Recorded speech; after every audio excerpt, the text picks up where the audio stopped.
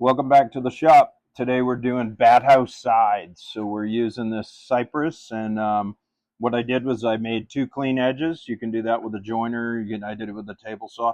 Um, I got my measurement by doing my arithmetic and figuring out that I wanted three 3/4 inch chambers because the bats prefer 3/4 inch to ward off predators, and also have that temperature variation where you can have at least a couple chambers in there for them to move up and down for cool and hot, or navigate between each of the sections. You can set up multiple sections. I chose three. Um, so this box, what you have to do is you have to find a way to make cuts. So you could put sticks in there and just tack your plywood to it, but I think it's nicer, and it's makes it cleaner to go ahead and make some grooves so the plywood slides in and out. And then if you ever want to change the plywood on the inside or whatever, you can. So as with anything in woodworking, you learn that there's more better operation and more faster ways of doing things if you think it through. So I made this first cut here, and then I didn't think about it. I measured out to get my second cut and the distance, the 1/2 inch for the plywood. And then I realized, geez, I should have just flipped it over and ran the other exterior cut.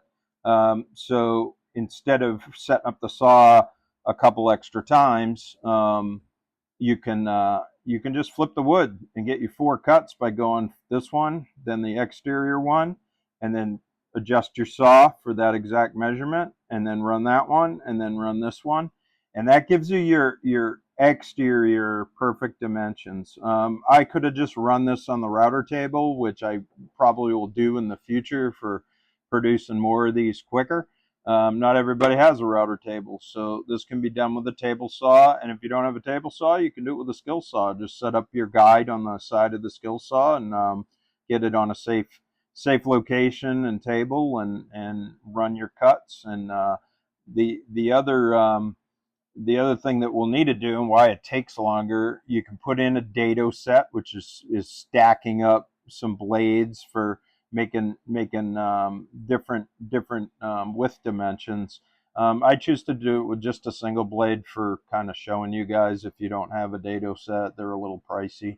Um, but I make my two cuts here, and then I go back, and then I just keep moving the table saw a tiny bit, and I'll run these. So I have enough to do 6 bathhouses right now, so that's 12 sides. So I'm gonna just keep repeating the process, and then move the saw over just a little bit less than what the width of the blade is, and then run it through again until I get this whole middle section taken out. I'm not going to worry too much because it's the interior of the bathhouse about chiseling down, but you can run a chisel in here when you're done and just smooth out any of those saw blades, and that makes a really good joint if you're doing like a workbench table or something like that. You can make a bridle joint with a table saw. My uncle showed me that years ago, where you just if you want to join two pieces, the leg and the stringer together, you can carve out that dimension of the 2x4 or whatever you're using. So anyway, all right. Well, I'm gonna zoom in, show you a little bit of the table saw work, and I'll see you soon.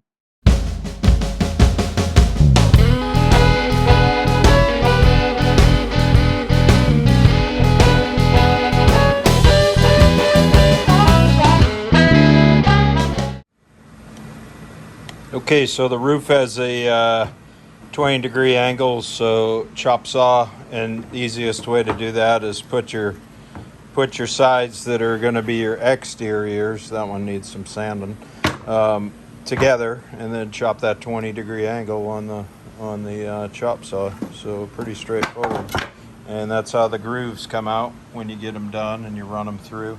You can see, if you look close, they got some. You can buy table saw blades that have flat top teeth that cut perfectly flat if you're doing box joints or anything like that. Standard table saw, if you look, has teeth that'll cut up and leave kind of a bit of a trench. So yeah, that's the difference. If you're doing a lot of these dados and cuts, dado sets are probably the way to go. All right. All right, so construction of the bathhouses. We're if you zoom in there, you can see the interior is scored all the way through, and there's 1/2-inch channels. And then up the top, there's a 20°, and then there's 2 vent holes, and some of them had knots on the side. So like this piece here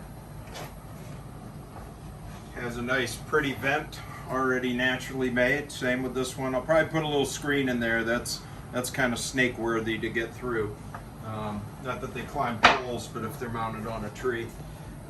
So then the bottom landing pad, they'll come in, land, and then they climb their way in.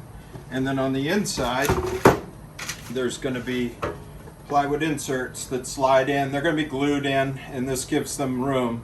The last thing we're going to do is drill a couple with Forstner bits, drill a couple big, pretty good sized holes so they can travel back and forth, and the ventilation can go throughout as well. So, all right, well, have a good day, and we'll show you the final product in a little bit.